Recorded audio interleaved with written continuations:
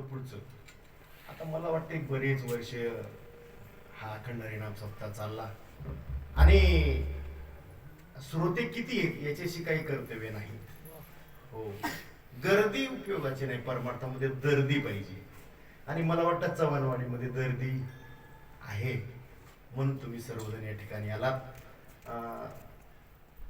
तुम्ही दिलेली वेळ, त्या वेळेमध्ये अभंगाचा भाव आणि माझ्या अंतकरणातला विषयीचा भाव तुमच्या पुढे प्रगट केला. योग्य वाटला तरी ठीक आणि योग्य नाही वाटला तरी ठीक. आम्ही काय बा कुणाचे खातो, आमचा देव आम्हाला देतो.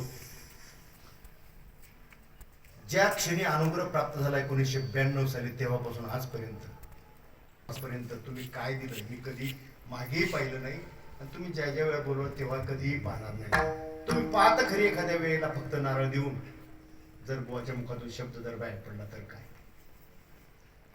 मग महाराज एवढे आज आळंदीमध्ये ज्ञानेश्वरी मुखोद्गत असे देव अनुभवाला येत नाही, भक्तीचा अनुभव आपल्यापर्यंत येत नाही म्हणून तुमच्या पाया पडतो. एवढे वर्ष तुम्ही साधना करतात, जरा आता हा जरा थोडा बदल करा तुम्ही ग्रामस्थ मंडळी. अरे तुमचे लेकरं उद्या तुमचे भवितव्य, या लेकराला तुम्ही काय देणार. हो, म्हणून तुम्ही थोडा विचार करा.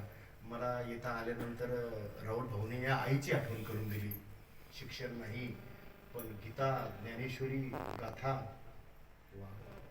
किती प्रेम आहे त्या याच्यावर. मग असे महात्मे पडून येत पण त्याची तुम्हाला ओळख नाही.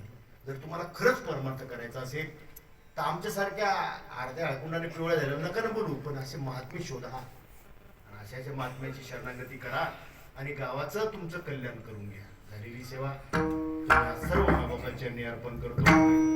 बोलता बोलता चुकलं की बरोबर पेपर तुमच्या पुढे ठेवला तो तपासा का तिकडे कचरा पीठ नका.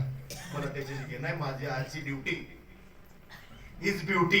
आता जे मार्केटमध्ये चालले ना, पारमार्थिक मार्केट झाले शक्यतो आता